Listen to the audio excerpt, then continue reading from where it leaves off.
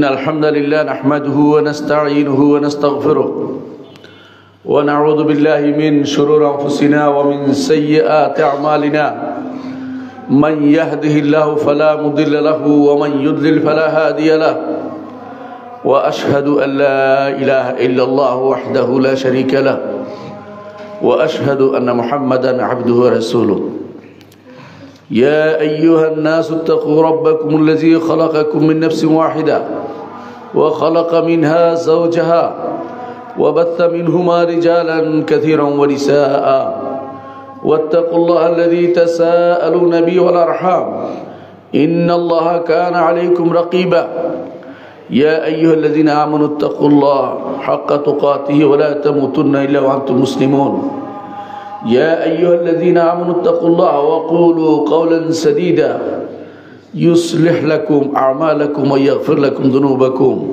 ومن يطع الله ورسوله فقد فاز فوزا عظيما أما بعد فإن أصدق الحديث كتاب الله وخير الهدي هدي محمد صلى الله عليه وسلم وشر الأمور محدثاتها وكل محدثة بدعة وكل بدعة ضلالة وكل ضلالة في النار أيها الناس اتقوا الله فإن الله عز وجل أمركم بالتقوى والرسول صلى الله عليه وسلم أمرنا بالتحلي بالتقوى والتقوى وصية الأولين والآخرين সম্মানিত মুসলিয়ান ইকরাম আমি আপনাদেরকে আল্লাহর তাকওয়া অবলম্বন করার অনুরোধ জানাচ্ছি। আমি আমার নিজেকে তাকওয়া অবলম্বন অনুরোধ করছি। আল্লাহ যেন আমাকেও আপনার এই সময় করার কারণে বিষয়টা নিয়ে আলোচনা হওয়া দরকার। সেটা হচ্ছে ইসরা ও মেরাজ। ইসরা ও মেরাজ দুটা ভিন্ন জিনিস। ইসরা হচ্ছে রাতের একটা অংশে সফর করা, রাতের একটা অংশে অন্ধকার রাতের একটা অংশে সফর করার নাম হচ্ছে ইসরা। আল্লাহ তাআলা তার নবীকে বলছেন সুবহানাল্লাযী আসরা বিআবদিহি লাইলাম মিনাল মাসজিদিল হারাম ইলাল মাসজিদিল আকসাল্লাযী বারাকনা হাওলা লিনুরিয়াহু মিন আয়াতিনা ইন্নাহু হুয়াস সামিউল বাসীর। সূরা বনী ইসরাঈলের 1 নম্বর আয়াত। সূরা বনী ইসরাঈলের আরেক নাম ইসরা। ইসরা শব্দের অর্থ হচ্ছে রাতের বেলা সফর করা। আল্লাহ তাআলা বলছেন যে ওই সত্তার পবিত্রতা যিনি রাতের একটি অংশে তার নবীকে সফর করিয়েছেন মসজিদুল হারাম থেকে মসজিদুল আকসা পর্যন্ত। মসজিদুল হারাম হচ্ছে মক্কায় আর মসজিদুল আকসা হচ্ছে বাইতুল, অর্থাৎ নিচের দিকে সফরটার নাম হচ্ছে ইসরা, উপরের দিকে সফরটা হচ্ছে মেরাজ। কোরআনে কারীমে আল্লাহ তাআলা সূরা বনী ইসরাঈলে ইসরার কথা উল্লেখ করেছেন, অর্থাৎ যেই সফরটা বাইতুল্লাহিল হারাম থেকে শুরু করে বাইতুল মাকদিস পর্যন্ত হয়েছে, এটা আল্লাহ তাআলা কোরআনে কারীমে সরাসরি বলে দিয়েছেন। করতে পারেন, কিন্তু সৃষ্টির কেউ আল্লাহ ছাড়া কারণ আল্লাহর নাম এবং গুণ ছাড়া অন্য কিছু দিয়ে শপথ করতে পারে না। অন্য কিছু শপথ করলে শিরিক হয়ে যায়। আল্লাহ তাআলা শপথ করে বলছেন মা আদাল্লা সাহিবুকুম ওয়া মা গাওয়া, তোমাদের সাথী পথভ্রষ্ট হননি এবং তিনি পথ হারাননি। ওয়া মা ইয়ানতিকু আনিল হাওয়া, অর্থাৎ মুহাম্মদ সাল্লাল্লাহু আলাইহি ওয়াসাল্লাম তিনি সঠিক পথের উপর আছেন। ওয়া মা ইয়ানতিকু আনিল হাওয়া, নিজের প্রবৃত্তি থেকে কিছু বলেন না। ইন হুয়া ইল্লা ওয়াহয়ু ইউহা, যা বলেন শুধু ওহী থেকেই বলেন। আল্লামাহু শাদীদুল কুওয়া, তাকে শিক্ষা দিয়েছেন শক্তিশালী একটি সত্তা, তিনি হচ্ছেন জিবরিল আলাইহিস সালাতু ওয়াস সালাম। দু মিররাতিন, অত্যন্ত সুন্দর। ফাস্তাওয়া, তিনি তার ষষ্ঠভাবে বসেছিলেন। ওহুয়া বিল উফুকিল আলা, প্রান্ত দেশে। একবার রাসূলুল্লাহ সাল্লাল্লাহু আলাইহি সাল্লাম জিবরিলকে প্রান্ত দেখেছেন তার 600 ডানা বিশিষ্ট। প্রান্ত দেশে দেখেছেন 600 ডানা বিশিষ্ট চেয়ারের উপর দেখেছেন। তিনি সেই দৃশ্য দেখে ভয় পেয়ে গিয়েছিলেন যে বিশাল দৃশ্য, আকাশ পরিপূর্ণ হয়ে রয়েছে। জিবরিল আলাইহিস সালাতু ওয়াস সালাম তার আসল রূপে সেখানে তাকে দেখা দিয়েছিলেন। ফাকানা কাবা কাউসাইনি আও আদনা, তিনি রাসূলের 2 হাত নিকটে এসেছিলেন। এইখানে জিবরিল আলাইহিস সালাতু ওয়াস সালামকে কানা কাবা কাউসাইনা ওয়া আদনা বোঝানো হয়েছে এটাই হচ্ছে মুফাসসিরিনদের বক্তব্য। জিবরিল আলাইহিস সালাতু ওয়াস সালাম রাসূলুল্লাহ সাল্লাল্লাহু আলাইহি ওয়াসাল্লাম নিকটে এসেছেন। ফাআওহা ইলা আবদিহি মা আওহা, এরপরে জিবরিল আল্লাহর বান্দার কাছে যা ওহী দেয়ার তা ওহী দিয়েছেন সেদিন। মা কাযাবাল ফুআদু মা রাআ, অন্তর যা দেখেছে অন্তর সেটাকে কখনো মিথ্যা বলেনি। তারপর আমাদের মূল কথায় ফিরে আসছি। তারপর বলছে ওয়ালাকাদ রাআহু নাজলাতান উখরা, ওয়ালাকাদ রাআহু নাজলাতান উখরা, আল্লাহর নবী জিবরিলকে দেখেছে আরেকবার। ইনদা সিদরাতুল মুনতাহা, সিদরাতুল মুনতাহার কাছে আল্লাহর নবী জিবরিলকে আরেকবার দেখেছিলেন। ইনদাহা জান্নাতুল মাওয়া, যেখানে জান্নাতুল মাওয়া অবস্থিত। ইজ ইয়াগশা সিদরাতা মা ইয়াগশা, যখন সিদরাতুল মুনতাহাকে ঘিরে থাকতো যা ঘিরে থাকার। মা যাগাল বাসর ওয়া মা তাগা, মা যাগাল বাসর ওয়া মা তাগা, চোখ বক্র হয়নি এবং কোনো সীমা লঙ্ঘন করেনি, বরং ঠিকই রাসূলুল্লাহ সাল্লাল্লাহু আলাইহি ওয়াসাল্লাম জিবরিলকে দেখেছে, ঠিকই তিনি সিদরাতুল মুনতাহা দেখেছেন। লাকাদ রাআ মিন আয়াত রাব্বিহিল কুবরা, মুহাম্মদুর রাসূলুল্লাহ সাল্লাল্লাহু আলাইহি ওয়াসাল্লাম আল্লাহর বড় বড় নিদর্শনগুলি দেখেছেন সেখানে যখন তিনি সিদরাতুল মুনতাহায় গিয়েছিলেন। এই আয়াত থেকে আমরা বুঝতে পারি মুহাম্মদুর রাসূলুল্লাহ সাল্লাল্লাহু আলাইহি ওয়াসাল্লামের মেরাজের বর্ণনা কোরআনে কারিমে এসেছে এবং সেটার বর্ণনা আসছে সূরাতুন নাজমে। সিদরাতুল মুনতাহা পর্যন্ত আসার বর্ণনা, যাওয়ার বর্ণনা আমরা এখানে দেখতে পাই। সেখানে তিনি জিবরিলকে তার পূর্ণরূপে দেখেছেন। একবার দেখেছেন তিনি জিবরিলকে দুনিয়াতে, আরেকবার দেখেছেন আকাশের উপরে, পৃথিবীতে একবার দেখেছেন, আরেকবার দেখেছেন সমস্ত আসমানের উপরে সিদরাতুল মুনতাহা, সেখানে তিনি আরেকবার দেখেছেন। সূরা নাজমের 1 থেকে 18 নম্বর আয়াতে সেটা বর্ণনা করা হয়েছে। সম্মানিত মুসলিয়ান ইকরাম, ইসরা ও মেরাজ অর্থাৎ বাইতুল্লাহ থেকে শুরু করে বাইতুল মাকদিস পর্যন্ত, এরপরে সেখান থেকে আল্লাহ যতটুকু চেয়েছেন অতটুকু পর্যন্ত মুহাম্মদুর রাসূলুল্লাহ সাল্লাল্লাহু আলাইহি ওয়াসাল্লাম তিনি যে গিয়েছিলেন এর বর্ণনা আমরা হাদিসের মধ্যে 17 জন সাহাবী থেকে দেখতে পাই। 17 জন সাহাবী সেটা বর্ণনা করেছেন। এর মধ্যে অধিকাংশ বর্ণনাই বিশুদ্ধ, কিছু কিছু অশুদ্ধ বর্ণনা এসেছে, সেগুলিও আমরা আলোচনা করব না। যেগুলো শুদ্ধ এসেছে সেগুলি আগে আলোচনা করে যাই। প্রথমেই বুখারী মুসলিমের হাদিসটি আলোচনা করতে চাই। আনাস ইবনে মালিক রাদিয়াল্লাহু আনহু বলেন, রাসূলুল্লাহ সাল্লাল্লাহু আলাইহি ওয়াসাল্লাম বলেছেন, উতিতু বিল বুরাকি, আমার কাছে বোরাক নিয়ে আসা হলো। ওয়া হুয়া দাব্বাতুন আবিয়াদ, এ হচ্ছে সাদা একটি প্রাণী। তাওয়ীলুন, লম্বা। ফাওকাল হিমারি ওয়া দুনাল বাগলি, সেটা ছিল গাধার চেয়ে উঁচু কিন্তু খচ্চরের চেয়ে নিচু। ইয়াদাউ হাফিরাহু ইনদা মুনতাহা তারফিহি, যতটুকু চোখ যায় অতটুকু দূরে তার পা ফেলে। ক্বালা, রাসূলুল্লাহ সাল্লাল্লাহু আলাইহি ওয়াসাল্লাম বলেন, ফারাকিবতুহু হাত্তা আতাইতু বাইতুল মাকদিস, আমি এটার মধ্যে আরোহণ করলাম। এখানে অনেক ঘটনা আমি স্কিপ করে যাচ্ছি। আমি এটা হাদিস অনুসারেই চাচ্ছি যে আমি এই বোরাকে উঠলাম, অবশেষে বোরাক আমাকে নিয়ে বাইতুল মাকদিসে এসে পৌঁছলো। আমি আসলাম বাইতুল মাকদিসে।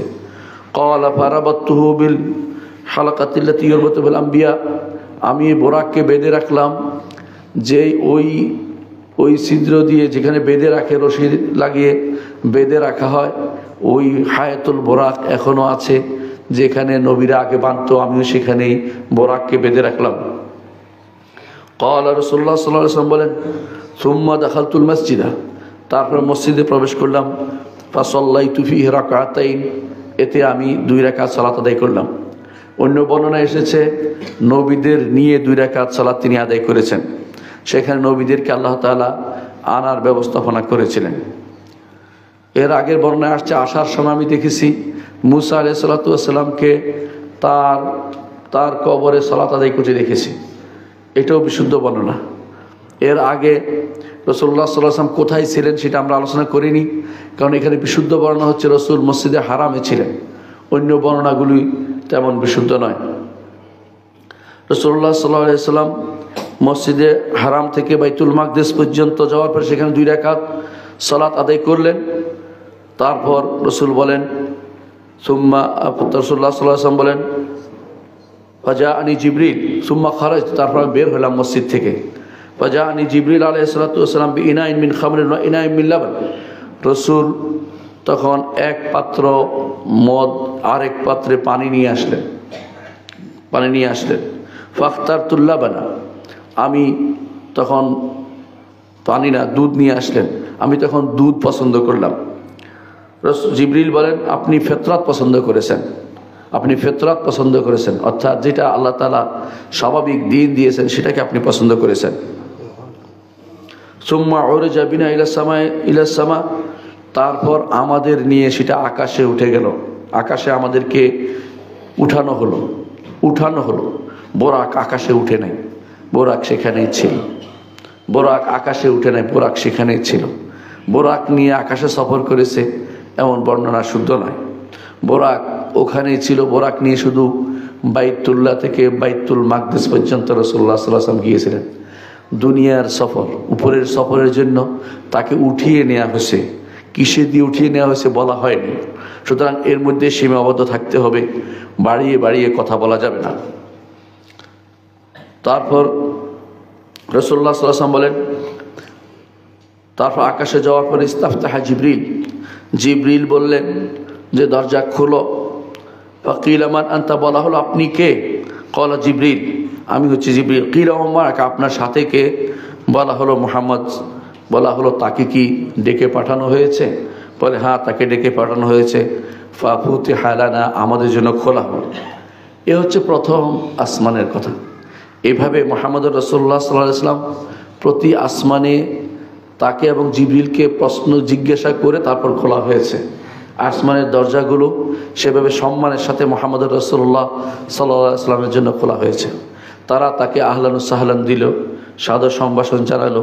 সেখানে তিনি পাইলেন আদম আলাইহিসসালাতু ওয়াসসালামকে। আদম আলাইহিসসালাতু ওয়াসসালামকে তিনি পেয়েছেন। আদম আলাইহিসসালাতু ওয়াসসালাম তিনি একদিকে তাকালে হাসেন, আরেকদিকে তাকালে কান্নাকাটি করেন। তার সন্তানরা যারা ডান দিকে আছে তারা জান্নাতি, আর বাম দিকে তারা জাহান্নামী। এদেরকে নিয়ে তিনি কান্নাকাটি করছেন এবং একদিন জান্নাতীদের নিয়ে তার আনন্দ অনুভূত হচ্ছে। এটাও বর্ণনায় এসেছে। এ হচ্ছে প্রথম আসমানে আদম আলাইহিসসালাতু ওয়াসসালাম। দ্বিতীয় আসমানে গেলেন, সেখানে তিনি পাইলেন দুইজনকে, ঈসা এবং ইয়াহইয়া আলাইহিসসালাতু ওয়াসসালাম, দুইজনকে পেলেন। সেখানেও আদম আলাইহিসসালাতু ওয়াসসালাম তাকে মুহাম্মদ সাল্লাল্লাহু আলাইহি ওয়াসাল্লাম বলেছিলেন মারহাবাম বিল ইবনি সালেহ ওয়া নবী সালেহ, মারহাবা আপনাকে আমার প্রিয় সন্তান, আমার নেককার সন্তান এবং আমার নেককার নবী, তার জন্য মারহাবা, স্বাগতম তাকে জানিয়েছেন। দ্বিতীয় আসমানে ঈসা এবং ইয়াহইয়া তাদেরকে পেয়েছেন, তারাও তাকে স্বাগতম জানিয়েছেন। তৃতীয় আসমানে তিনি ইউসুফ আলাইহিসসালাতু ওয়াসসালামকে পেয়েছেন। রাসূলুল্লাহ সাল্লাল্লাহু আলাইহি ওয়াসাল্লাম বলেন আমি তাকে দেখেছি যেন সৌন্দর্যের অর্ধেক আল্লাহ তাকে দিয়েছেন। চতুর্থ আসমানে তিনি ইদ্রিস আলাইহিসসালাতু ওয়াসসালামকে পেয়েছেন। সেখানে যে হাদিসে বর্ণনায় আল্লাহ তাআলার এই বাণীটিও সাহাবী উল্লেখ করেছেন, ওয়া রাফা'নাহু মাকানান আলিয়া, উঁচু জায়গাতে আমি উঠিয়ে নিয়েছি তাকে, অর্থাৎ চতুর্থ আসমানে উঠিয়ে নিয়েছেন। পঞ্চম আসমানে তিনি হারুন আলাইহিসসালাতু ওয়াসসালামকে পেয়েছেন। এখানে কোনো বর্ণনা অন্যটা এসেছে, কিন্তু এটাই বিশুদ্ধ বর্ণনা, বুখারীর বর্ণনা হিসেবে। অন্য বর্ণনা হিসেবে এটাকে প্রাধান্য দিচ্ছি যে পঞ্চম আসমানে তিনি হারুন আলাইহিসসালাতু ওয়াসসালামকে পেয়েছেন।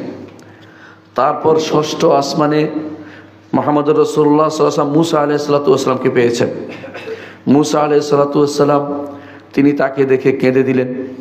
কেন কাঁদলেন? বললেন আমার পরে এমন একজন নবী আসলেন যিনি আমার চেয়েও বেশি উম্মত নিয়ে জান্নাতে প্রবেশ করবেন। এটা ঈর্ষা নয়, খুশির কান্না।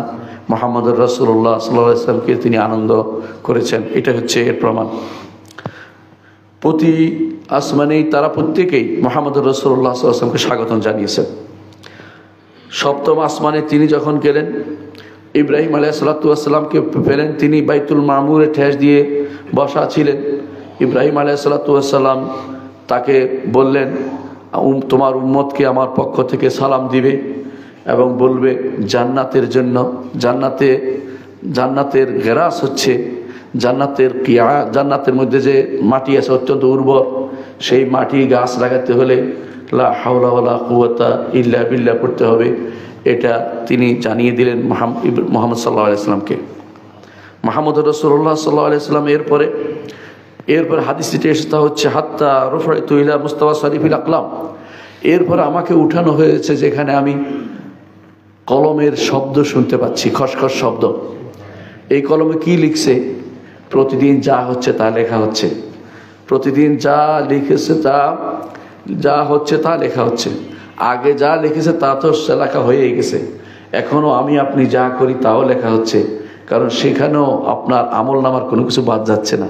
ফেরেশতাও লিখছে, উপরেও লিখছে, কোথাও লেখা বন্ধ হচ্ছে না, সেটাও লেখা হচ্ছে। অর্থাৎ কোনো বর্ণনায় এসেছে যে এটা নয়, বরং সেখান থেকে ফেরেশতারা কপি করছে, কাজ ভাগ করে নিচ্ছে, সেটাকে লেখা হয়েছে। এটাও অসম্ভব কিছু না। এখন প্রশ্ন হচ্ছে এই হচ্ছে মূল ঘটনা। এরপরে কি ঘটেছে? এরপরে যে বর্ণনা এসেছে তা হচ্ছে যে দানাল জব্বার রব্বুল ইজ্জত, মহান রব্বুল ইজ্জত নিকটে আসলেন, মহান রব্বুল ইজ্জত নিকটে আসলেন। নিকটে এসে ফাতাদাল্লা, তিনি আরও নিকটে নামলেন। তাদাল্লি অর্থ নামা, কিভাবে নামছেন জানি না, নামলেন। হাত্তা কানা কাবা কাউস কানা ফি কানা মিনহু কাবা কাউসাইন আও আদনা, আল্লাহ রসুলের তখন নিকটে আসলেন 2 কাউস বা তার থেকেও নিকটে, 2 তীর ধনুকের মতো দূরত্ব অথবা তার থেকে নিকটে এসে মুহাম্মদুর রাসূলুল্লাহ সাল্লাল্লাহু আলাইহি ওয়াসাল্লামকে তার সাথে মুহাম্মদ সাল্লাল্লাহু আলাইহি ওয়াসাল্লামের সাথে তিনি কথা বললেন। এটা হচ্ছে উপরে, নিচে না। অর্থাৎ যেটা তিনি উপরে আল্লাহ তাআলার কাছে গিয়েছিলেন। আল্লাহ তাআলা কোথায়? তাহলে উপরে। এটা আমরা এখান থেকেও প্রমাণ পাই। মুহাম্মদুর রাসূলুল্লাহ সাল্লাল্লাহু আলাইহি ওয়াসাল্লাম তিনি, তাকে জিজ্ঞাসা করা হয়েছিল, এই হাদিসের মধ্যে এসেছে আরেক বর্ণনায়, যে আপনি কি তখন আল্লাহকে দেখেছিলেন কিনা? তখন তিনি বলেছিলেন নূরুন আন্না আরাহু, তিনি তো নূর, আমি তাকে কিভাবে দেখতে পাবো, আমি তাকে কিভাবে দেখতে পাবো। অন্য বর্ণনায় এসেছে রাআইতু নূরান, আমি তো আলো দেখেছি। অর্থাৎ আল্লাহকে তিনি দেখতে পাননি, আল্লাহকে কেউ দেখতে পায়নি, আল্লাহকে দেখতে পাবে মৃত্যুর পরে। মুহাম্মদুর রাসূলুল্লাহ সাল্লাল্লাহু আলাইহি ওয়াসাল্লাম স্বপ্নে আল্লাহকে দেখেছেন, কিন্তু বিশদ বর্ণনা দেননি। স্বপ্ন যেহেতু মৃত্যুর ভাই, স্বপ্নিক মৃত্যুর কারণে তিনি আল্লাহকে দেখেছিলেন, এবং এটা সহিহ হাদিস দ্বারা সাব্যস্ত। কিন্তু জীবিত অবস্থায় মুহাম্মদুর রাসূলুল্লাহ সাল্লাল্লাহু আলাইহি ওয়াসাল্লাম নন, কোনো নবী, কোনো ব্যক্তি, কোনো মানুষ আল্লাহ তাআলাকে দেখতে পাননি। আল্লাহ তাআলাকে আমরা দেখতে পাবো যখন হাসরের মাঠে এবং জান্নাতে আল্লাহকে আমরা দেখতে পাবো। মুহাম্মদুর রাসূলুল্লাহ সাল্লাল্লাহু আলাইহি ওয়াসাল্লাম আমাদেরকে জানিয়েছেন, সেই সময় আল্লাহ তাআলা তাকে 50 ওয়াক্ত সালাত ফরজ করে দিয়েছেন আমাদের জন্য। আকাশে সালাতটা ফরজ হয়েছে, আমাদের জন্য 50 ওয়াক্ত সালাত ফরজ করে দিয়েছেন। মুহাম্মদুর রাসূলুল্লাহ সাল্লাল্লাহু আলাইহি ওয়াসাল্লাম সামি'না ওয়া আতা'না, শুনলাম এবং মানলাম, এই নীতিতে বিশ্বাসী হয়ে তিনি চলে আসছিলেন। প্রতিমধ্যে মুসা আলাইহিস সালাতু ওয়াস সালাম বললেন, কত ওয়াক্ত সালাত ফরজ করে দিয়েছে, কি ফরজ করে দিয়েছে? আল্লাহ আপনার জন্য বলে যে আল্লাহ তাআলা আমার জন্য 50 ওয়াক্ত সালাত ফরজ করে দিয়েছেন। তিনি বলেন, আমি বনি ইসরাঈলকে চারণ করে দেখিয়েছি, তাদের সাথে চলেছি, তাদেরকে দেখেছি, তারা পারে নাই। আপনার উম্মত আরও দুর্বল, পারবে না, আপনি বরং আল্লাহর কাছে গিয়ে কম হইতে বলেন, সেটা কম যেন হয়। এভাবে তিনি প্রতিবারে 10-এ 10 কমতে কমতে বারবার তিনি আল্লাহ তাআলার কাছে গেছেন। বারবার তিনি মুসা সাল্লাল্লাহু আলাইহি ওয়াসাল্লামের কাছে আসছেন। এভাবে আসার পরে সর্বশেষ যখন 10 বার হয়েছে, আবার গেছেন, বলে যে ঠিক আছে 5 বার কমিয়ে দেওয়া হলো। শেষ পর্যন্ত 5-এর পরে আল্লাহ তাআলা বলে দিলেন, মা ইউবাদদালুল কাউলু লাদাইয়া, আমার কাছে কোনো কাউল পরিবর্তন হবে না। তারপর আল্লাহ তাআলা ঘোষণা করলেন, যে কেউ এই 5 ওয়াক্ত সালাত আদায় করবে, সেই ব্যক্তি 50 ওয়াক্তের সওয়াব প্রাপ্ত হবে। তারপর তিনি মুহাম্মদ রাসূলুল্লাহ সাল্লাল্লাহু আলাইহি ওয়াসাল্লাম, তিনি মুসা সাল্লাল্লাহু আলাইহি ওয়াসাল্লামের কাছে আসলেন। আসার পরে মুসা আলাইহিস সালাতু ওয়াসসালাম বললেন যে আবার যান, আরও কমিয়ে আনার ব্যবস্থা করুন। তখন মুহাম্মদ রাসূলুল্লাহ সাল্লাল্লাহু আলাইহি ওয়াসাল্লাম বললেন, আমি আর যেতে পারবো না, আমি লজ্জা পাচ্ছি, আমি আর যেতে পারবো না। তিনি ঘোষণা দিয়ে দিয়েছেন। কারণ ছিল, তিনি বললেও মুহাম্মদ সাল্লাল্লাহু আলাইহি ওয়াসাল্লাম বুঝে নিয়েছিলেন আর কমানো হবে না, কারণ আল্লাহ তাআলা বলে দিয়েছেন যে পরিবর্তন তিনি করবেন না। সুতরাং আর আমি অতিরিক্ত কিছু না চাই, সেজন্য তিনি চলে এসেছেন। সেদিন তাকে 2টি জিনিস দেওয়া হয়েছিল, একটি হচ্ছে সূরাতুল ফাতিহা, আরেকটি হচ্ছে খাওয়াতিম সূরাতুল বাকারা। সে 2টি জিনিস আল্লাহ তাআলা সেদিন তাকে দিয়েছে। কোনো বর্ণনায় এসেছে সেদিন সালাত দিয়েছে, এবং তিনি খাওয়াতিম সূরাতুল বাকারা এটা দিয়েছেন। এই দুটি বর্ণনাই কোনো কোনো বর্ণনায় বিশুদ্ধ পাওয়া যায়। এ হচ্ছে ইসরা ও মেরাজের বর্ণনা। ইসরা ও মেরাজের রাসূলুল্লাহ সাল্লাল্লাহু আলাইহি ওয়াসাল্লাম সেখান থেকে আসলেন, বাইতুল মাকদেসে আসছেন, সেখানে কোনো কোনো বর্ণনা আসছে আবার 2 রাকাত পড়েছেন, সেখানে আবার নবীদের সাথে ইমামতি করেছেন। ওই বর্ণনাটা দুর্বল। প্রথমেই তিনি ইমামতি করেছেন, তারপর তিনি মক্কায় চলে আসেন। মক্কায় আসার পরে সকালবেলা তিনি ঘোষণা দিলেন যে আমি বাইতুল মাকদেস গিয়েছি, সেখান থেকে উপরে গিয়েছি, নিয়ে নেওয়া হয়েছে আমাকে। এই ঘোষণায় কাফেররা শুনেই এর বিরোধিতা করতে আরম্ভ করলো। এ হচ্ছে বাইতুল মাকদেস বা ইসরা ও মেরাজের সংক্ষিপ্ত বর্ণনা, যার উদ্দেশ্য হচ্ছে ভুল বর্ণনাগুলো যেন আমাদের সামনে না থাকে। অনেকেই বিভিন্ন রকমের কাহিনী বর্ণনা করবে, সেগুলিকে কোনোভাবেই শুনবেন না। আমরা বিশ্বাস করি যে ইসরা ও মেরাজ অর্থাৎ ইসরা ও মেরাজ জাগ্রত অবস্থা হয়েছে। রাসূলুল্লাহ সাল্লাল্লাহু আলাইহি ওয়াসাল্লামের ইসরা ও মেরাজ জাগ্রত অবস্থা হয়েছে বলে আমরা বিশ্বাস করি, এবং আমরা বিশ্বাস করি তিনি ঘুমন্ত ছিলেন না এই সময়। হ্যাঁ, ঘুমন্ত মেরাজ আরও হয়েছে, ঘুমন্ত মেরাজ বহু হয়েছে। ঘুমন্ত মেরাজের বর্ণনার মধ্যে এসেছে যে রাসূলুল্লাহ সাল্লাল্লাহু আলাইহি ওয়াসাল্লামকে নিয়ে যাওয়ার পরে তিনি দেখেছেন যে জিনাকারীর কীভাবে শাস্তি হয়, মিথ্যাবাদীর কীভাবে শাস্তি হয়, সালাত পরিত্যাগকারীর কীভাবে শাস্তি হয়, এবং সুদখোরের কীভাবে শাস্তি হয়। ওই বর্ণনাগুলো কিন্তু এই রাত্রির সাথে জড়িত না। এই বর্ণনাগুলো সবগুলো আলাদা। ওই বর্ণনাগুলো হচ্ছে সম্পূর্ণ ভিন্ন স্বপ্নিক মেরাজের বর্ণনা, স্বপ্নিক মেরাজের বর্ণনা। সুতরাং স্বপ্নিক মেরাজের সাথে এই দৈহিক শারীরিক মেরাজ, জাগ্রত মেরাজকে একসাথ করে ফেলবেন না। হ্যাঁ, এই মেরাজের একটি বর্ণনা এইভাবে এসেছে, বিশুদ্ধ বর্ণনা। সেটা হচ্ছে রাসূলুল্লাহ সাল্লাল্লাহু আলাইহি ওয়াসাল্লাম জিবরিল সিদরাতুল মুনতাহার পরে তাকে নিয়ে জান্নাতে প্রবেশ করেছেন। রাসূল জান্নাতের অবস্থান দেখেছেন, জান্নাতে কি কি বর্ণনা সেটা তিনি দিয়েছেন, এবং সেটার মাটি সম্পর্কে বর্ণনা আমাদেরকে জানিয়েছেন। তিনি নাহরুল কাউসার সম্পর্কে জানিয়েছেন। নাহর কাউসার অর্থাৎ আল্লাহ তাআলা তাকে যে কাউসার দিয়েছেন সেটাও তাকে দেখিয়েছেন, এবং সেটাও মুহাম্মদ রাসূলুল্লাহ সাল্লাল্লাহু আলাইহি ওয়াসাল্লাম দেখেছেন। এইটার বর্ণনার মধ্যে রাসূলুল্লাহ সাল্লাল্লাহু আলাইহি ওয়াসাল্লাম সে বিশুদ্ধ বর্ণনার মধ্যে এটাও এসেছে যে সিদরাতুল মুনতাহাকে ঘিরে রেখেছে, সেটাও দেখেছেন যে আল্লাহর পক্ষ থেকে এত সুন্দর আলো পড়েছে যে তিনি সেটা দেখে লাকাদ রাআ মিন আয়াতি রাব্বিহিল কুবরা, এত সুন্দর আলো কীভাবে হলো। এটাই কেউ কেউ রাফরাফ নাম দিয়েছে। রাফরাফ নামে যা বর্ণিত ছিল সেই আলোটা, এই সৌন্দর্যটা। রাফরাফ কোনো বিছানার নাম হয় নয়, বিছানার নাম না যা বিছানায় উঠেছেন।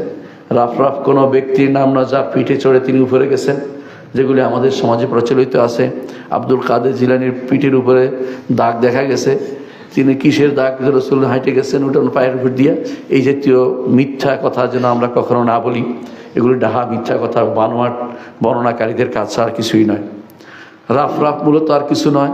বর্ণনা আসছে যে এই সৌন্দর্যটার বর্ণনাই হচ্ছে রাফরাফ, যেটা এসে পড়েছে উপর থেকে সেই সিদরাতুল মুনতাহার মধ্যে, গাছের মধ্যে যা পড়েছে এইটার নাম হচ্ছে রাফরাফ।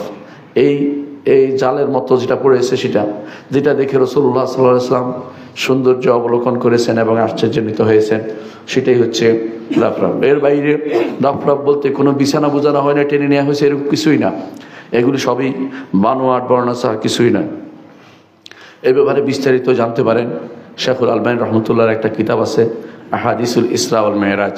তিনি সবগুলিকে জমা করে শুদ্ধ অশুদ্ধ বর্ণনা করে দিয়েছেন। সম্মানিত মুসল্লিয়ান ইকরাম, এখন প্রশ্ন করতে পারেন যে এই ইসরা ও মেরাজ কখন সংঘটিত হয়েছে। ইসরা ও মেরাজ সংঘটিত হওয়ার ব্যাপারে বর্ণনা যেগুলি এসেছে সেটা হচ্ছে যে এটা ছিল রবিউল আউয়াল মাসে। রবিউল আউয়াল মাসে। আর আরেক বর্ণনায় আসছে এটা ছিল রবিউল আখির মাসে, অর্থাৎ রবিউল আখির অর্থ রবিউল আউয়ালের পরে যেটা আসে সেটা, রবিউল সানি যেটাকে বলে, এটা রবিউল আখিরও বলে এটাকে।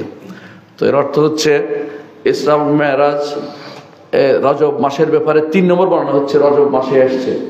রজব মাসের ব্যাপারে 3 নম্বর এই বর্ণনাটি আমাদের দেশে খুব প্রসিদ্ধ, আমাদের দেশে সেটা খুব প্রসিদ্ধ। কিন্তু বিশুদ্ধ বর্ণনায় রজব মাসে সেটা অনুষ্ঠিত হয়নি, অথচ আমরা এখন রজব মাসে আছি। এই মাসেই মানুষ বিভিন্ন রকমের কাজ করে থাকে। এই কাজগুলি কোনোটাই আল্লাহ তাআলার পক্ষ থেকে অনুমোদিত না। সেটা কি রজব পালন করার বিষয় নয়, 1 নম্বর। দ্বিতীয়ত, যদি লাইলাতুল মেরাজ ধরে নিয়ে এটা পালন করার জন্য কেউ কেউ অনুষ্ঠান করে থাকে, এইটারও কোনো বৈধতা নেই। মূলত নির্ধারণ করা যাবে না, এটাই বিশুদ্ধ মত, যে লাইলাতুল মেরাজের রাত্রি কোনটি হয়েছে তা নির্ধারণ করা যাবে না, তার মাসও নির্ধারণ করা যাবে না, কারণ এই ব্যাপারে বিশুদ্ধ কোনো বর্ণনা আসেনি। শুধু এটাই বলতে হবে যে এইটা হয়েছে, এইটা হয়েছে, এটাকে ঈমান আনতে হবে। বরং নির্ধারণ করলে আপনি বিপদে পড়বেন, কারণ আপনি না জেনে কথা বলেছেন, আর না জেনে কথা বলা বড় গুনাহ।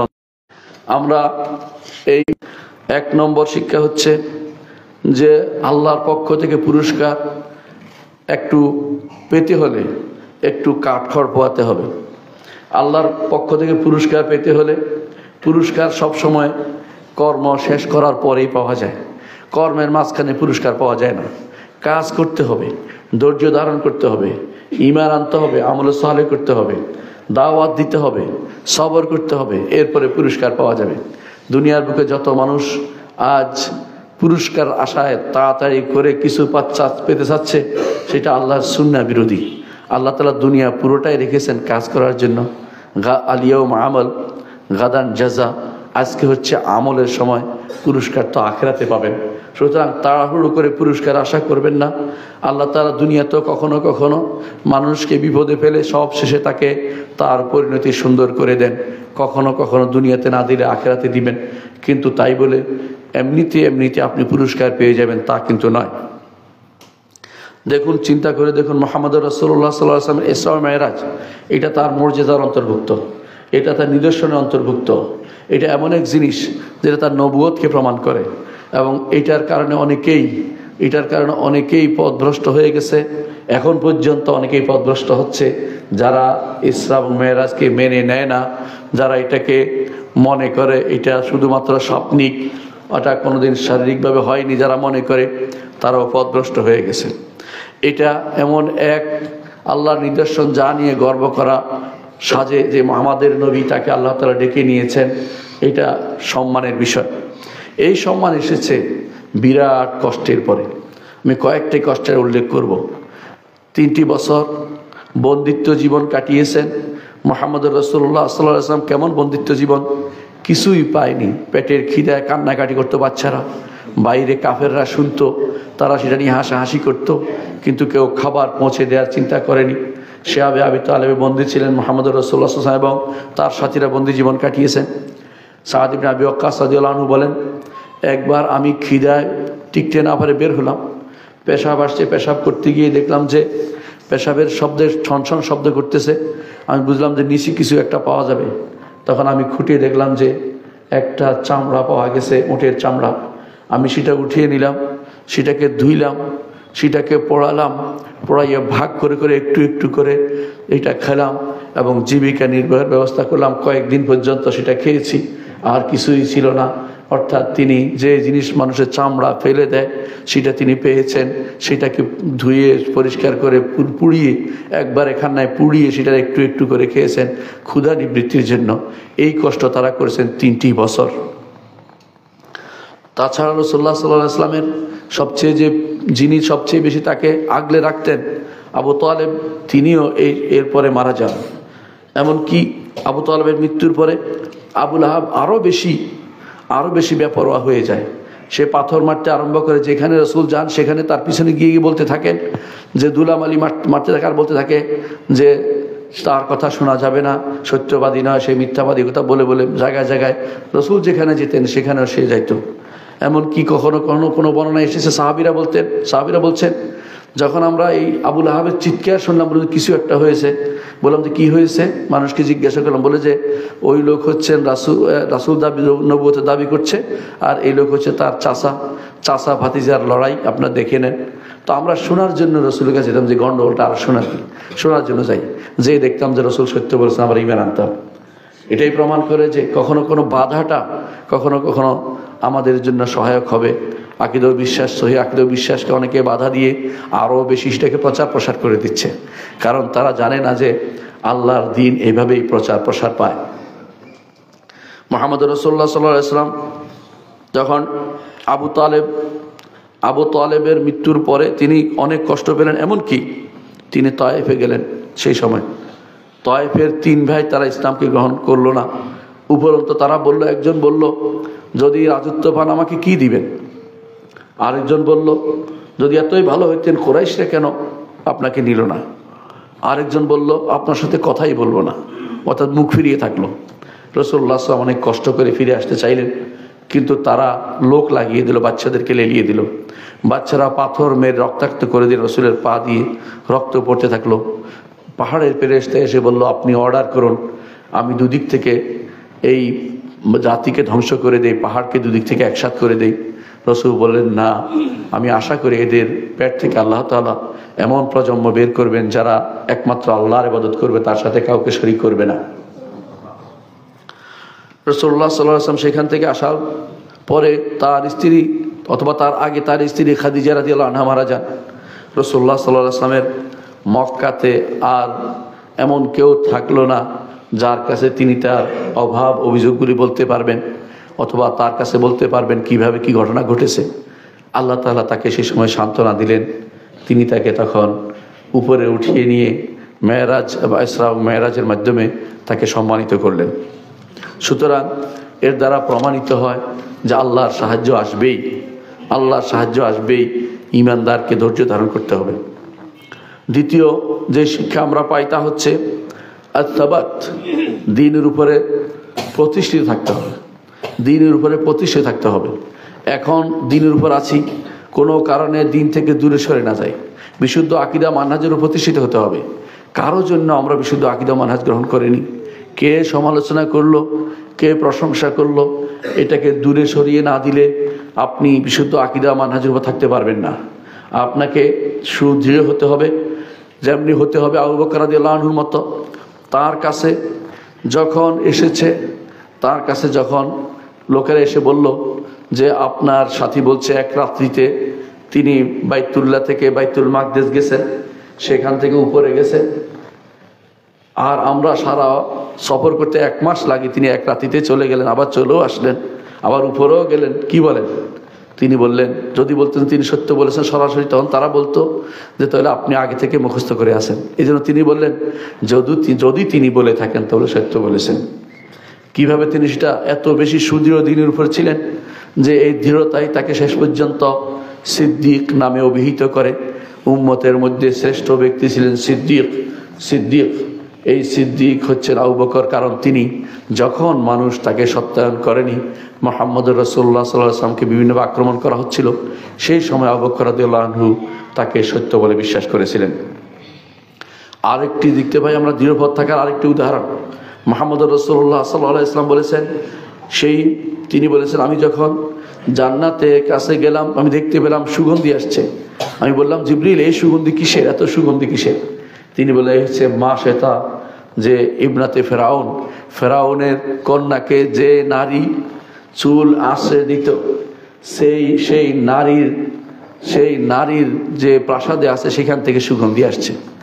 সেই ঘটনা কি তিনি বললেন যে একবার চুল আশ্রানোর সময় হাত থেকে চিরুনি পড়ে যায়, তখন চিরুনি উঠাতে গিয়ে সে বলল বিসমিল্লাহ, আল্লাহর নামে। সাধারণত এটাই নিয়ম, কোনো কিছু দুর্ঘটনা করলে বিসমিল্লাহ বলতে হয়, হোঁচট খালি বিসমিল্লাহ বলতে হয়, উঠানোর সময় বিসমিল্লাহ বলতে হয়। তো তিনি উঠে বলেন বিসমিল্লাহ। এইটা শুনে ফেরাউনের কন্যা বলল আমার রব, আমার পিতাকে বলো না কেন? বলেন যে তোমার পিতা এবং জগতের সকলের রব হচ্ছেন আল্লাহ তাআলা, আমি তাকে স্মরণ করছি। এই কথা গিয়ে সে তার পিতাকে লাগিয়ে দেয়। তার পিতা তখন এই চুল যে আশ্রয় তো তাকে এবং তার সন্তানদেরকে একত্রিত করে ফেলে যে হয় তুমি বুঝছি আমাকে মানো না রব হিসাবে, যদি না মানো তাহলে তোমাকে আগুনে নিক্ষেপ করব। তখন তাকে বলা হলো যে আগুনে একটা একটা করে আগুন নিক্ষেপ করছে, কেউ তাকে রব মানতে রাজি হয়নি। শেষ পর্যন্ত তার কোলে ছোট বাচ্চা ছিল, এই বাচ্চা বলছিল যে বাচ্চাকে কোলে নিয়ে তিনি একটু দ্বিধা করছিলেন, মা শ্বেতা অর্থাৎ যিনি চুল আশ্রান তিনি দ্বিধা করছিলেন যে আমি কি এই ছেলেকে কোথায়, মেয়েকে কোথায়, বাচ্চাকে কোথায় রেখে যাব। কিন্তু সেই মেয়ে বলছিল মা তুমি হকের উপর আছো, মেয়ে কথা বলে ফেলছে, মা তুমি হকের উপর আছো, তুমি দ্বিধা করো না, তোমাকে জোর করে আগুনে দেওয়া হচ্ছে, তুমি একে রব মানতে পারো না। ঈমানের উপর ছিল এবং তাকে নিক্ষেপ করা হয়েছে এবং সেখানে পুড়ে গিয়েছিল। সেই জন্য আল্লাহ তাআলা তাকে আখিরাতে সম্মানিত করেছে। সেটাও সাবাত, দ্বীনের উপর সুপ্রতিষ্ঠিত থাকতে হয়। দ্বীনের উপর সুপ্রতিষ্ঠিত থাকা শিক্ষা দেয় আমাকে লাইলাতুল ইসরা ও মেরাজ, যে এর মাধ্যমে আমরা কোনো কিছু আসলেই আমার বিবেকে ধরে না, এই জন্য অস্বীকার করব না। আমার বিবেককে আল্লাহ তাআলার নির্দেশ এবং রাসূলুল্লাহ সাল্লাল্লাহু আলাইহি ওয়াসাল্লামের সংবাদের কাছে আত্মসমর্পণ করে যেতে হবে। বিবেক অনেক কিছুই ধরে না, বিবেকের তারতম্য আছে, তাই বলে আল্লাহ এবং তার রাসূলের বক্তব্যের কাছে কখনো ভিন্ন পথ অনুসরণ করা যাবে না।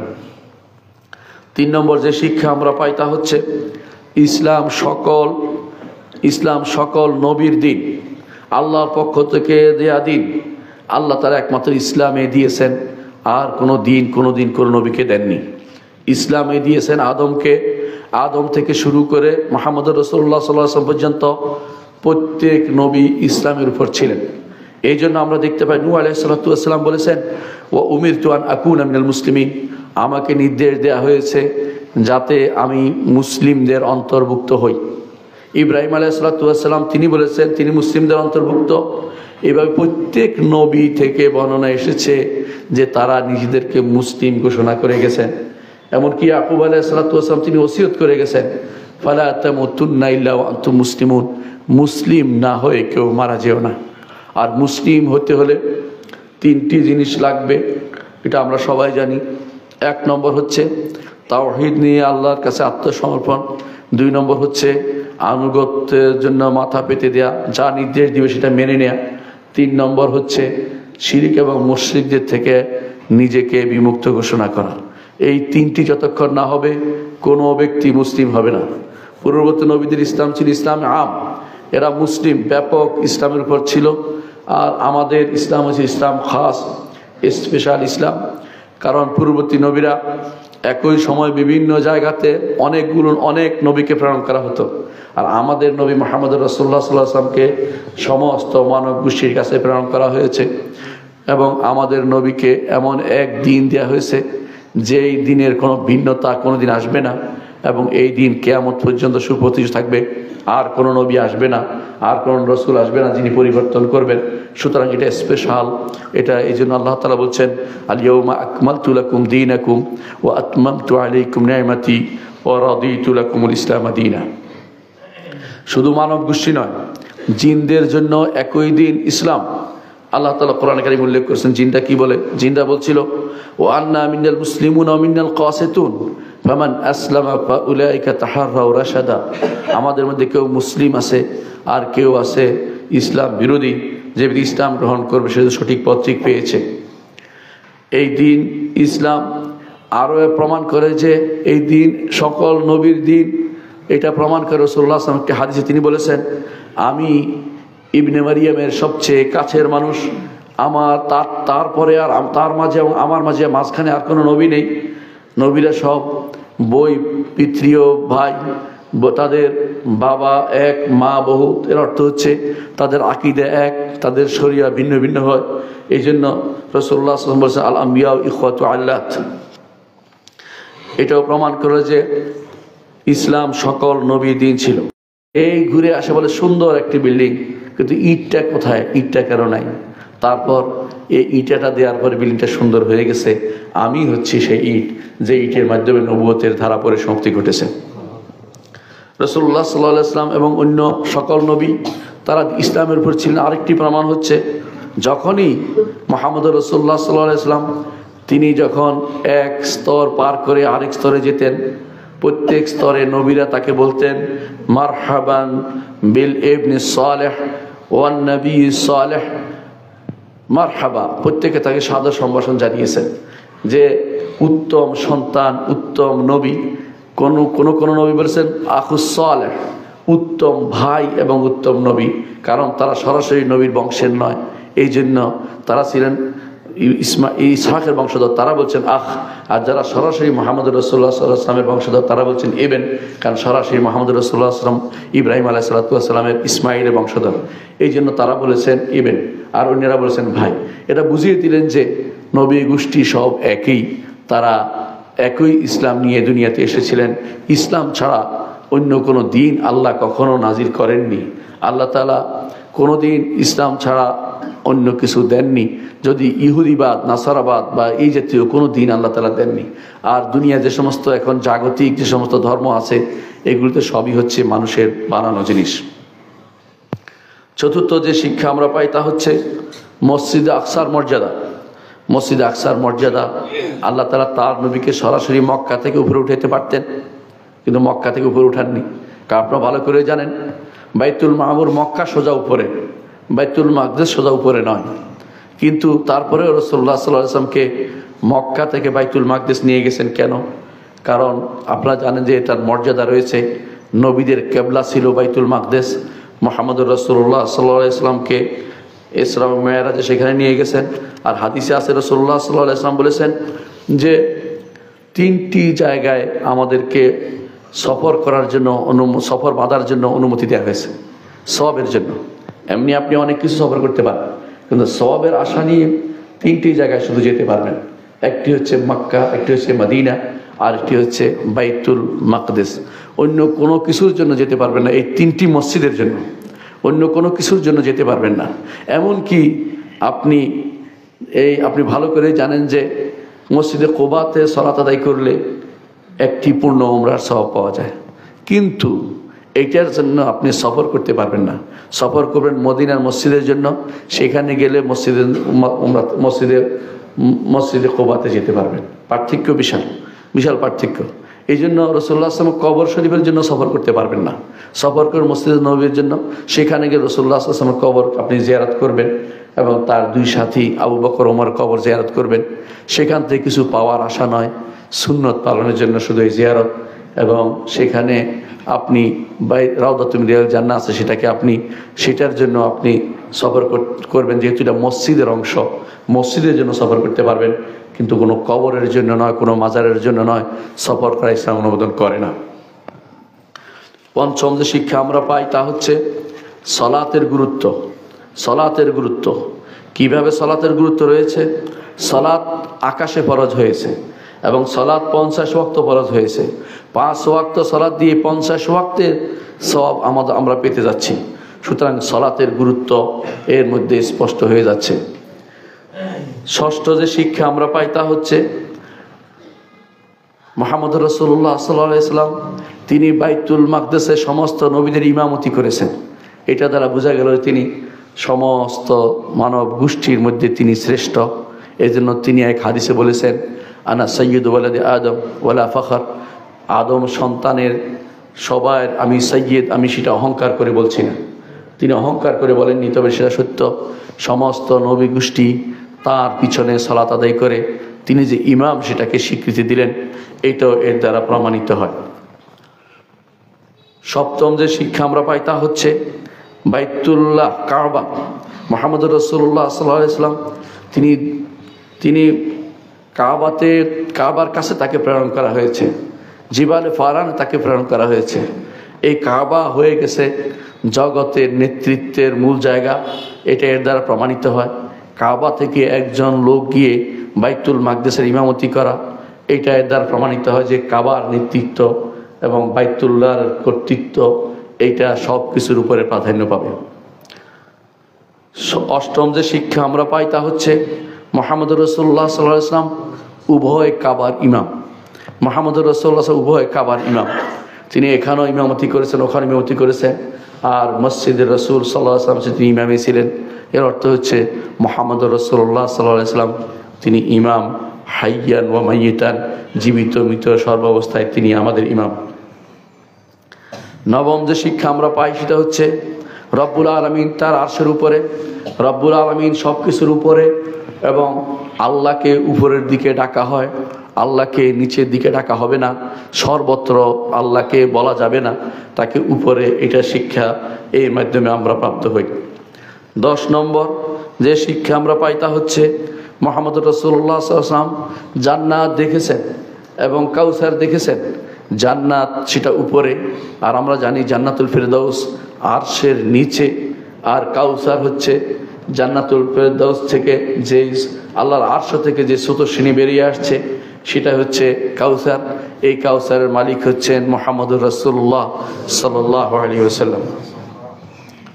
11তম শিক্ষা হচ্ছে যে ইসরা ও মেরাজ এইটা মুসলিমের আকীদার একটি অংশ। এটা যে ব্যক্তি বিভ্রান্ত হবে সেই ব্যক্তি বিভ্রান্ত বলে বিবেচিত হবে। এখানে 3 গ্রুপ আছে। এক গ্রুপ বাড়িয়ে বাড়িয়ে অনেক কথা যোগ করে দিয়েছে, এরা বাড়াবাড়ি করছে। আরেক গ্রুপ আছে যারা পুরোপুরি অস্বীকার করেছে, আহলুস সুন্নাত ওয়াল জামাত। তারা বাড়ানো এবং ছাড়ানো দুইটার মাঝে অবস্থান করেছে। তারা বাড়াবাড়িও করে না, ছাড়াছাড়িও করে না। এটার উপর তারা ঈমান রাখে যে ইসরা ও মেরাজকে যেভাবে এসেছে কোরআন এবং সুন্নাহ বিশুদ্ধ হাদিস যেভাবে সেভাবেই তারা বিশ্বাস করে থাকে। 12 নম্বর শিক্ষা হচ্ছে রাসূলুল্লাহ সাল্লাল্লাহু আলাইহি ওয়াসাল্লাম তিনি জাতিসমূহের নেতৃত্ব তিনি দিবেন। তার আগমনের পরে সমস্ত জাতিসমূহের যে সমস্ত ইমাম ছিল, যত নেতা আছে, যত রকমের দিন আছে, সবগুলির উপরে মুহাম্মদ রাসূলুল্লাহ সাল্লাল্লাহু আলাইহি ওয়াসাল্লামকে স্থান দিতে হবে। এবং এই জন্য রাসূলুল্লাহ সাল্লাল্লাহু আলাইহি ওয়াসাল্লাম সে হাদিসটি স্মরণ করবেন। তিনি বলেছেন, কুল্লু উম্মতি ইয়াদখুলুল জান্নাতা ইল্লা মান আবা, প্রত্যেকটি উম্মতেই জান্নাতে যাবে, তবে যে আমাকে অস্বীকার করবে সে জান্নাতে যাবে না। কিলা ওমান ইয়া রাসূলুল্লাহ, বলা হলো কে আপনাকে অস্বীকার করে? খাবা ও খাসির। ক্বালা মান আতাআনি দাখালাল জান্নাহ ওয়া মান আসানি ফাকাদ আবা, যে আমার আনুগত্য করলো সে জান্নাতে প্রবেশ করলো, যে আমার অবাধ্য হলো সে তো আমাকে অস্বীকার করলো। রাসূলকে মানতে যে ব্যক্তি রাজি হবে না সেই ব্যক্তি ঈমানদার হতে পারবে না। শুধু লা ইলাহা ইল্লাল্লাহ এটা যথেষ্ট নয়, এটার অর্থ জেনে এটার দাবি অনুসারে মুহাম্মদুর রাসূলুল্লাহ সাল্লাল্লাহু আলাইহি ওয়াসাল্লামকে মানতে হবে, নইলে কোনো ব্যক্তি ঈমানদার হতে পারবে না।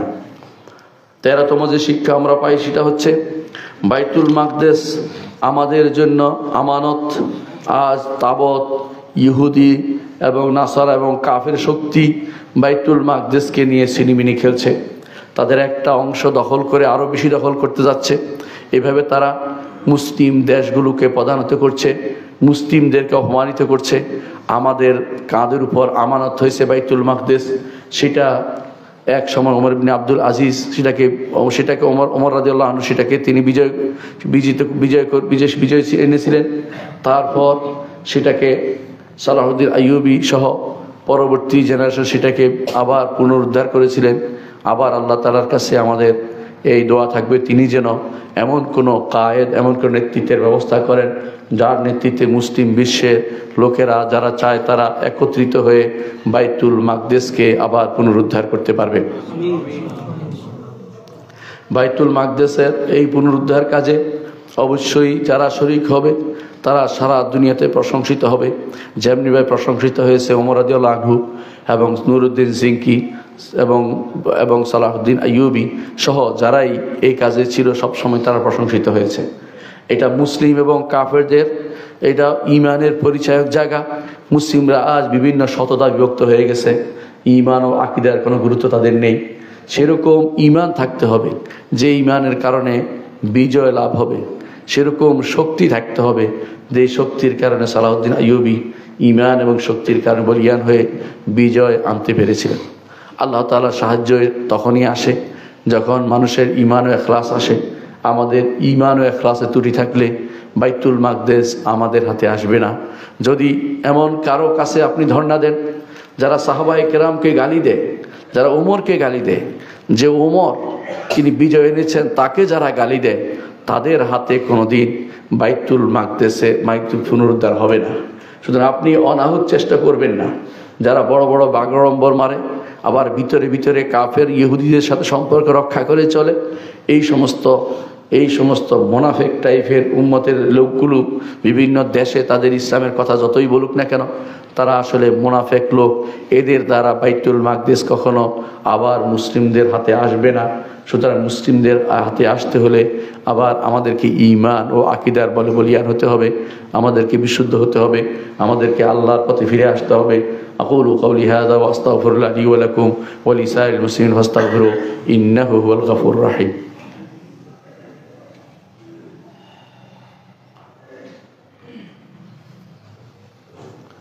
ইন্নাল হামদালিল্লাহ نحمده ونستعينه ونستغفره ونعوذ بالله من شرور أنفسنا ومن سيئات أعمالنا من يهده الله فلا مضل له ومن يضلل فلا هادي له وأشهد أن لا إله إلا الله وحده لا شريك له وأشهد أن محمدا عبده ورسوله সম্মানিত মুসলিয়ান کرام বলছিলাম ইসরা ও মেরাজের কথা অর্থাৎ ইসরা ও মেরাজের দিনে আমাদের দেশে 27 তারিখ নির্ধারণ করে দেওয়া হয় 27শে রজব এই নির্ধারণ করার কোনো বৈধতা নেই আপনারা জানেন যে যা নির্ধারিত নয় তা নির্ধারণ করাই হচ্ছে বিদআত আর বিদআত হচ্ছে দলালা আমরা প্রতিটি খুতবার আগে এই কথাটা কেন বলি ফাইন্না কুল্লা বিদআতিন দলালা প্রত্যেকটি বিদআতই হচ্ছে পথভ্রষ্টতা সুতরাং শিক্ষাগুলি নেই এতক্ষণ যা শিক্ষাগুলি আলোচিত হয়েছে শিক্ষাগুলো নেই আর অনেক শিক্ষা আপনি চিন্তা করলে খুঁজে পাবেন সেগুলি গ্রহণ করি কিন্তু কোনোভাবেই বেদাত না করি বেদাত করলে গুনাহ হয় সওয়াবের আশা করে এমন কোনো কাজ করা যায় না যা আমার নবী করেননি কারণ আপনারা ভালো করে জানেন এই দিবস পালন রাসূলুল্লাহ সাল্লাল্লাহু আলাইহি ওয়াসাল্লাম তার এরপরে তিনি আরও প্রায় 13 বছর জীবিত ছিলেন এই 13 বছরে তিনি একদিনও বলেন নাই এই রাত্রিটা চলো আমরা ইবাদত করে আসি আমার এই রাত্রিতে বিশাল খুশির সংবাদ ছিল হে সাহাবীরা কোথায় আছো তোমরা আসো একত্রিত হই অথবা আমরা হালুয়া রুটির ব্যবস্থা করি আসো তোমরা আনন্দ করে উৎসব করি এটা কোনোটাই আমার নবী করেননি সুতরাং যেহেতু রাসূল করেননি সেহেতু এটা করা বিদআত হবে দ্বিতীয়ত আপনারা হয়তো বলতে পারেন রাসূল করেননি তাহলে কি সাহাবারাও করেননি না সাহাবারাও করেননি আবু বকর ওমর ওসমান আলী 4 খলিফা চলে গেছে কোনোদিন তারা এই দিবস নিয়ে কোনো কিছু করেননি সুতরাং বোঝা গেল এই দিবস তারা খুঁজেও বের করেননি এর অর্থ হলো খুঁজে বের করা দিবস পালন করা এটা ইসলামের কোনো কালচার নয় ইসলাম এই জাতীয় কালচারকে অনুমোদন করে না ইসলাম বলে এইগুলি থেকে শিক্ষা নিয়ে দিন ও ইমানকে পরিপূর্ণ করতে সুতরাং কোনোভাবেই ইসরা ও মেরাজের দিন পালন করা যাবে না নির্ধারিত দিনে কোনো ইবাদত করা যাবে না তৃতীয়ত যে কাজটি করা যাবে না তা হচ্ছে ইসরা ও মেরাজের নামে অনেকে এই মাসে রজব মাসকে বিশেষ সম্মানিত মাস মনে করে থাকে না ইসরা ও মেরাজের জন্য সেটা সম্মানিত না বরং ইসরা ও মেরাজ রজব মাসে মানুষ এর আগে ওমরা করতো কেউ যদি ওমরা করতে যেতে পারে এটা নিষিদ্ধ না কারণ এটা ওমরা আগ থেকে চলে আসছে যে এই মাসে মানুষ ওমরা করতো কেন কারণ মাঝখানে এরপরে আবার রমজানে যেত সাধারণত সব সময় যাওয়া সম্ভব হয় না এই মাসে আগ থেকে মানুষ ওমরায় যেত কিন্তু বিশেষ কোনো ফজিলত আসে না রজব পালন করার বিষয় নয় রজব মাসে বাড়তি কোনো আমল করা যাবে না রজব মাসে নির্ধারণ করা যাবে না যে লাইলাতুল মেরাজ হয়েছে বা লাইলাতুল মেরাজ হইলেও আপনি সেটা পালন করতে পারবেন না এই জন্য ইমামরা যুগে যুগে রজব মাস পালনকে বেদাত বলেছেন ইমাম ইবনে হাজার রহমতুল্লাহ আলাইহি একটা গ্রন্থ লিখেছেন তাবিয়ুনুর রজব বিমা জা ফি রজব এই গ্রন্থে তিনি বর্ণনাগুলি সবগুলিকে তিনি বানোয়ার সাব্যস্ত করে বলেছেন যে তাবিউন রজব আমার আশ্চর্য হতে হয় এতগুলি বর্ণনা কীভাবে বানালো মানুষ বসে বসে মানে এত বর্ণনা বানিয়েছে যে অনেকের কাছে সবগুলি দেখে মনে হয় বলছে কিছু না কিছু তো আছেই না কিছুই নাই রজব মাসে কোনো আবাদতের কোনো কিছুই নাই রজব মাসে কিছু অতিরিক্ত আবাদত করবেন না যে আবাদত অন্য মাসে করবেন সে আবাদতেই এই মাসে করবেন রজব মাসকে আবাদতের জন্য নির্ধারণ করা যাবে না আল্লাহ ওয়াসাল্লু আলা সাইয়্যিদিল বাশারিয়া মুহাম্মদ ইবনে আবদুল্লাহ কামা আমারা আল্লাহ আযজা ওয়া জাল্লা ফি কিতাবিহি ওয়া তারনা বিমালাইকাতিল মুসাব্বিহাতিল কুদসি ওয়া সাল্লাতা বিকুম আইয়ুহাল মুমিনুন ফাকালা তাআলা মুখবিরান ওয়া আমিরা ইন্নাল্লাহা ওয়া মালাইকাতাহু ইউসাল্লুনা আলান নবী ইয়া আইয়ুহাল্লাযিনা আমানু সাল্লু আলাইহি ওয়া সাল্লিমু তাসলিমা وقال النبي صلى الله عليه وسلم من صلى عليه مرة صلى الله عليه بعشرا اللهم صل على محمد وعلى آل محمد كما صليت على إبراهيم وعلى آل إبراهيم إنك حميد مجيد اللهم بارك على محمد وعلى آل محمد كما باركت على إبراهيم وعلى آل إبراهيم إنك حميد مجيد اللهم ارض عن الخلفاء الراشدين أبي بكر وعمر وعثمان وعلي وأن سائر الصحابة والتابعين رضوان الله عليهم أجمعين اللهم اغفر لنا ولإخواننا الذين سبقونا بالإيمان ولا تجعل في قلوبنا غلا للذين آمنوا ربنا إنك رؤوف رحيم اللهم اغفر لنا أجمعين আল্লাহ আমাদের সবাইকে আপনি ক্ষমা করে দিন আল্লাহ আমাদের সবাইকে আপনি দিন বুঝার তৌফিক দান করুন আল্লাহ আমাদেরকে বিদআত থেকে দূরে রাখুন আল্লাহ ইসরা ও মেরাজের যে শিক্ষা গ্রহণ করার তৌফিক তৌফিক দান করুন। আল্লাহ ইসলাম মেরাজকে পালন করা থেকে আমাদেরকে বিরত রাখুন। আল্লাহ আমাদের আল্লাহ রসুল যা বলছেন এর বাইরে নতুন কিছু করা থেকে আমাদেরকে হেফাজত করুন। আল্লাহ আমাদের সন্তানদেরকে দিনের উপর বড় করুন। আল্লাহ আমাদেরকে দিনের উপর বড় করুন। আল্লাহ আমাদের মধ্যে যারা মারা গেছে তাদেরকে আপনি ক্ষমা করে দিন। আল্লাহ যারা অসুস্থ আছে সুস্থতা দান করুন। আল্লাহ আপনার দিনকে উপরে তোলার তৌফিক দান করুন। আল্লাহ আপনার দিনের যারা কাজ করে তাদেরকে হেফাজত করুন। আল্লাহ যাদের আমাদের মধ্যে যারা সমস্যা তাদের উত্তরণ তৌফিক দান করুন। আল্লাহ আপনি জানেন কার কি সমস্যা, তাদেরকে আপনি সমস্যা থেকে বের করে দিন। আল্লাহুম্মা গফির ওয়ারহাম আনতা খায়রুর রাহিমিন। ইবাদাল্লাহ রাহিমাকুমুল্লাহ, ইন্নাল্লাহ ইয়া'মুরু বিল আদলি ওয়াল ইহসান ওয়া ইতা'i যিল কুরবা ওয়া ইয়ানহা আনিল ফাহশাই ওয়াল মুনকার ওয়াল বাগি ইয়া'iদুকুম লা'আল্লাকুম তাযাক্কারুন ওয়া লাযিকরুল্লাহি আকবার ওয়াল্লাহু ইয়া'লামু মা তাসনাউন।